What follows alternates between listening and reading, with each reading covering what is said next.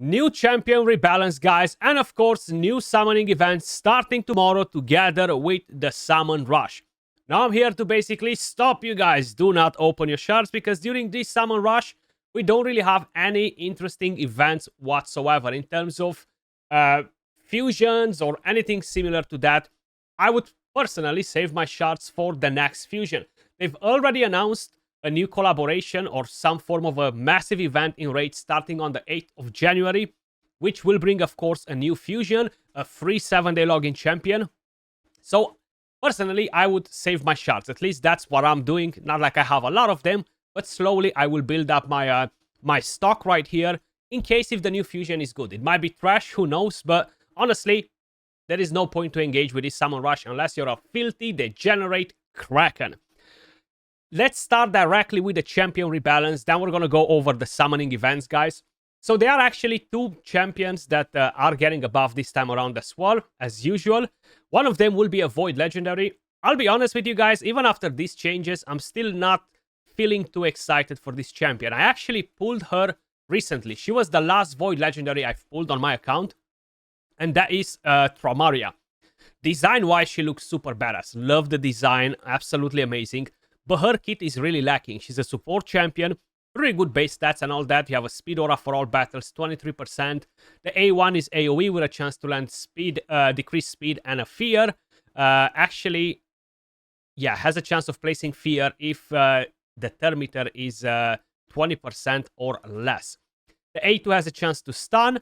After attacking, has a chance to decrease the turn meter. And the A3 cleanses, fills the turn meter, and fills the turn meter by a further 10% for the crowd control debuffs that are being removed.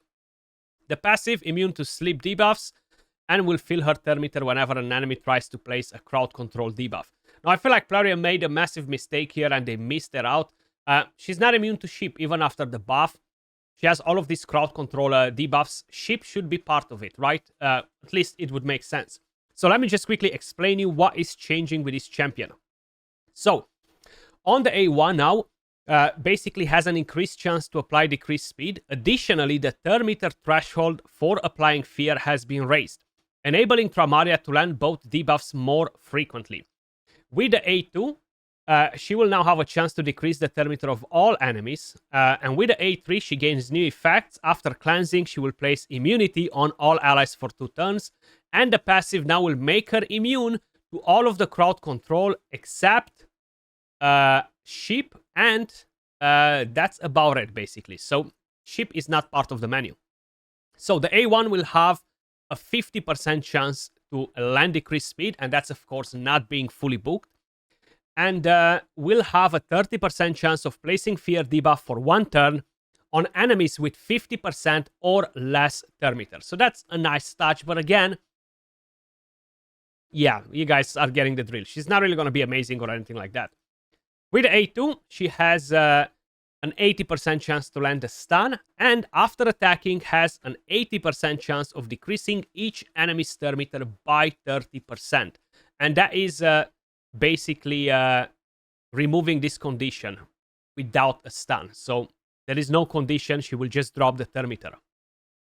With the A3, removes all debuffs from all allies, fills their turn meter by 15%, places an immunity for 2 turns, and then is pretty much the same story. Nothing else changes. And the passive, as I mentioned, immune to all of the crowd control debuffs, except Polymorph.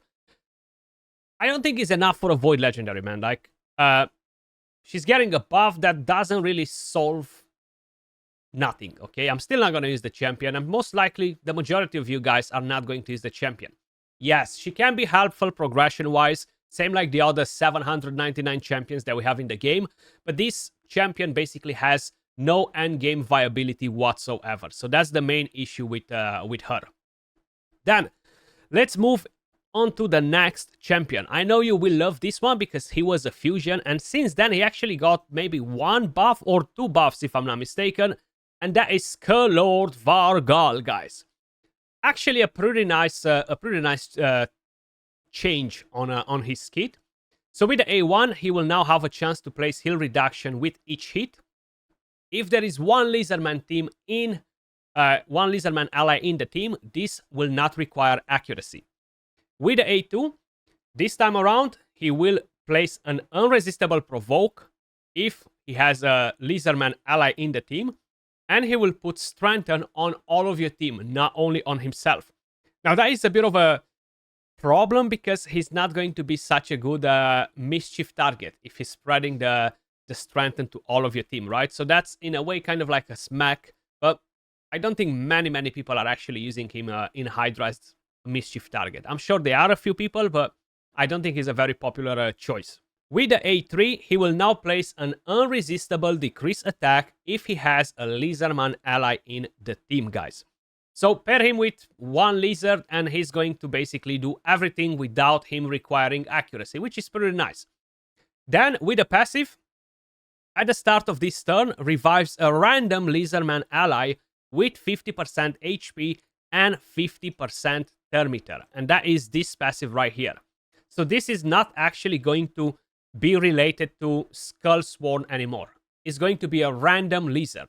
So that makes him absolutely amazing for Hydra Oro teams now. Because if you pair him with another lizard, like let's just say maybe a Krisk, maybe a different champion like a Theox, if by any chance you have him available and you might not have a Krisk or you might not have a Lazarius, he's going to revive. And that is amazing. And it has a pretty good cooldown on it as well. The second passive, or the first passive rather, because this was the second one, when ascended, has a chance of placing True Fear debuff on the attacker with any destroyed HP, regardless of the percentage. So basically, that's what changed in here. I'm not sure if they removed this part where he destroys the attacker's max HP. I'm pretty convinced he still has that. Let me just quickly check. Yeah, he still has that part. Okay. So I feel like Skull Lord is gonna be pretty nice after the buff. Definitely very good to be able to revive with him and not just revive Skullsworn, a champion that nobody uses in the game, right? So he will be much better than at the moment, guys. So looking forward to see Mr. Skull Lord Vargal getting some love finally. 25 years later. Better later than ever, right? That's pretty much all in terms of champion rebalance. Time to bring in the summoning events for all of you filthy degenerate krakens and gamblers. So, this Friday, January 3rd, they're planning to launch a progressive chance event, giving you at least a 15x chance to summon the champions of your dreams from the selected pool from Ancient, Primal, Sacred, and Void Shards. The very first champion on the menu, guys, is going to be Harima. Absolutely insane as a champion, PvE, PvP, she's just a goat. Best build for her, Stone Skin plus Savage if you're mainly trying to use her in Arena. A 6-piece Merciless can work amazing as well for PvE content, a bit harder for PvP, especially live Arena. You will require some accuracy for PvE content if you want her to land a decreased attack. She's absolutely amazing at countering the Demon Spawn champions because she cannot weak hit versus them. She will instantly land a provoke. They will weak hit versus her, which is amazing. What else can I tell you about Harima? Except the fact that I want 4 more copies of her so I can empower mine. Most likely a lot of you guys would love the very first copy, so wish you guys luck, but I would still recommend you do not summon unless you're a Kraken and you don't care about opening the wallet, right? Save your shards for the fusion. You'll thank me later. Then we have Wallmaster Aoran, guys. This time around on the Chimera, he's not that amazing, and that's mainly because they're 3 Force affinity forms. But the next rotation, which will change, if I'm not mistaken, today, right? That's going to bring in basically a magic affinities. Let me just quickly check. Yeah, 21 hours for this rotation. Then we're going to move on to magic affinity. So Aoran will be much better and actually really strong because he's able to complete trials. And that's mainly because he brings his increased accuracy, he brings his increased attack, he brings block buffs, he brings decreased attack, double enemy max HP hit, a pretty good passive as well, which is irrelevant because it only works in Hydra. But overall, a very solid champion. And I feel like he's definitely going to be used quite a bit in the new rotation because Nut, for example, will get a lot of weak hits. He's a spirit champion, right? Best build for this bad boy, if you have a 9-piece Slayer set, la creme de la creme, basically. Then the next one on the list is going to be Ultimate Decay, Ultimate Death Knight. I think he's still strong as a champion. It's true he's not as OP as he used to be for the last 1 year or so. A lot of people are still using him in the high-end Platinum Arena. But I feel like now with the Mythical Champions, a lot of things changed. And he's still being used, but not as much as before. His passives are still super crazy. Especially this one right here. Absolutely insane. And for Live Arena, he's still good. But again, Live Arena is pretty much all about speed. UDK is usually very slow. And there are many ways on how you can counter UDK nowadays, right? So I feel like he lost a bit of value for PvP, but he's still a very strong champion. You can surprise people, give him a damage build. You can use him in PvE content. As a progression champion, he's a powerhouse. Decrease attack, the shield, the continuous heal, the fear, everything that he does is just really, really powerful in PvE content as well. Then the next one on the list is a fusion champion, Mighty Uko. This was a pretty nasty champion when it got introduced in the game. Since then, there's a lot of stone skin, there's a lot of polymorph and stuff. And the best thing for Ugo, the best build, was basically a stun set. And you can still do a stun plus pinpoint. But to be honest, the chance of getting polymorphed is pretty high. Block buffs decrease accuracy, which is nice. You have the A1 with decreased attack. You have the revive with increased speed. And block damage if you're reviving. The passive is still pretty nice. An RNG fast for PvP. But it's not really a champion for basically the top arena. Speed aura in all battles, 20%. Overall, I think Uko is a pretty decent champion. I haven't used Uko in a long time. Good for Hydra as well. As a reviver, increase speed, block buffs, decrease attack, you know. I've seen a lot of people commenting, Skratch, you don't think Uko is great for the Chimera? Honestly, I don't really think so, right? Like, it does bring a couple of interesting things to the table, but not as powerful. No Thermitor, no healing, no immunity, no cleanse. Basically, the main things that you need from a support champion / reviver. Then, the next one on the list is Corvus the Corruptor. I actually forgot his faction. I can't remember if he's Bannerlord, Sacred Order, or Dark Elves. No, that's Noct, so most likely is the Bannerlord, right? Or, if he's not a Bannerlord, most likely is going to be the Sacred Order, right? I haven't used the champion in such a long time. He's actually pretty interesting, especially progression-wise. Good for a clan boss. Good for a lot of PvE content. The Dragon, Ice Golem progression-wise. You have decreased attack. You have attacks all enemies. The first hit increases the duration of debuffs. The second increases the duration of buffs, which is very nice. You have the poisons, the poison sensitivity, and the passive, which brings you a damage reduction, stacking up to 25%. So you can run him basically in a team with, let's just say Brogni is a decent option, but then we have Wixwell. So Wixwell, Corvus can actually put in some serious work and basically give you a chance to build one of the best clan boss teams in the game. Then I know you would love this champion on your accounts if you don't have him especially, and that is Taras the Fierce. Still a very strong champion for Arena, very strong for Hydra clan boss. A lot of people are saying, Skratch, how come you're not putting him in the top damage dealers for the Chimera? Unfortunately, his damage in the Chimera is really not that powerful. I actually tested him. I tried him out to see how well he will perform in the Chimera. But the Thermitor that you're getting from his A1 is actually really, really nice because each critical hit fills the Thermitor of all allies by 5%. And you have a chance to land a decreased attack as well, which overall, it will really help your team to basically overlap the Chimera more often. This is decent damage in the Chimera. What really makes him crazy is this skill, especially in the Hydra, in Arena, and the rest, and of course the passives, right? That's basically what makes the champion so freaking amazing. Either way, he is on the list. If any of you guys are looking for Mr. Taras, especially if you have Marichka, then we have Vincenza. I was super, super happy when I got her. I think she's still amazing for the Hydra clan boss. Truth be told, I haven't really gave her a chance in PvP, for example. I haven't really gave her a chance in Chimera yet. I feel like for the Chimera, even though she brings defense down, weaken, She brings the Poison Cloud, increased speed, continuous heal, and the turn meter, and the decreased attack. I don't think she's one of the best options, considering that Liah is in the game. You don't need to build multiple teams for the Chimera, right? You just take one team on all difficulties. And I feel like she's not really going to be as important in there, especially since you have, of course, Liah, right?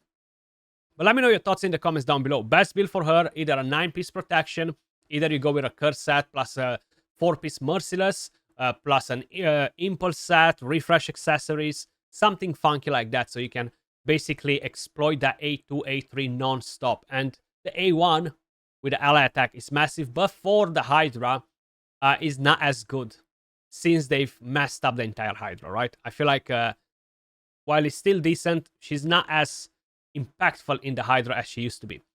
Then the next one that we have on the list, guys, is going to be Raiho Bone Spear. Man, absolutely amazing, amazing champion. I just find it really hard to fit her in my Chimera team and still do crazy things. This skill for the Chimera is insane, especially on a 9-piece feral set. Instantly 25% additional damage, you know?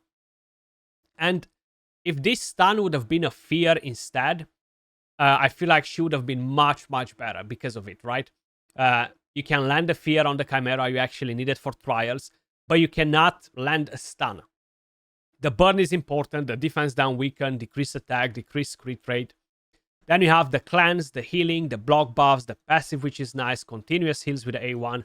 The only thing that you're not really getting from her is basically turn meter and no revive, right? If she would have had some form of a revive as well, maybe asking for a bit too much, right? That's the main thing. It's hard to bring in support champions in the Chimera like her, and to drop other champions, you need a reviver in there. So without a reviver, you're basically going to be absolutely wrecked. That's why I cannot use Raiho in my team, for example. I prefer Liah, and I'm taking Elva in as a reviver. She does the cleanse, she does the immunity, because Liah does the defense down, weaken, etc. I don't really need another champion to do that in my team, you know? Either way, I'm digressing. Then we have a few epic champions, guys. By the looks of it, I think we might have 1 or 2, or maybe 3 that are related to the Mikage fusion. So we're gonna have Lfreak as an epic. I think that's the handsome boy. Is it? Yeah, Lfreak right here. So handsome boy from the Bannerlords. This champion sucks. He's only good at fusing Mikage. That's about it. There's nothing to tell you about him. I would only summon if I would be looking for any of these epic champions. Now, do keep in mind, 15x chances are still super bad. I've seen Cold Brew having an epic champion on the 15x, and I think he summoned 15, 16, 17 epics, and still no 15x epic. So keep that in mind, okay? Keep that in mind, because the chances are pretty bad unless you're extremely, extremely lucky. Then we have the Liah, the Lizard Man, which, if I'm not mistaken, she's being used for the fusion as well. I'm actually using her in the Curse City, which is built for a bit of damage. She needs some accuracy, but she is built on a stun set, right? That's the whole idea with her. But she can do a bit of damage. Other than that, fuse Mikage with her and call it a day. Then we have Indalia. Is she a high elf? If I remember it correctly, yes, she is. This one right here, she sucks. Only good at fusing Mikage, guys. That's about it. Story of her life. But at least she has an important role in the game, right? Unlike other epic champions that they just suck and you can't use them for anything. Then we have Madame Series, still a pretty awesome epic champion. She's definitely not what she used to be a few years ago. This skill is still strong on a 4-turn cooldown. You can build her on pinpoint, plus stone skin, full pinpoint. You still want to have a lot of speed and accuracy on her. And you can still use her in tag team arena, classic arena, especially if you're just farming medals and stuff. She's not a top tier champion as she used to be, but 100% very useful for a lot of accounts, especially early accounts, young accounts, right? And then we have Ursula the Mourner. Pretty awesome epic reviver, guys. She can be useful for Hydra progression-wise, increase attack, decrease attack, the revive, the strengthen, the increase defense. Good for faction wars, good for Curse City, good for some secret rooms in the Doom Tower. Potentially even for arena progression if you don't have better PvP revivers. But that's pretty much all in terms of summoning events and champions, guys. As I mentioned, we only have a summon rush, nothing else related to this 15x, so I would personally skip it, you know. But let me know your thoughts in the comments down below. What do you think about the champion rebalance? Are you planning to summon for any of these champions? As usual, much love, and I will catch you all in the next one. Peace.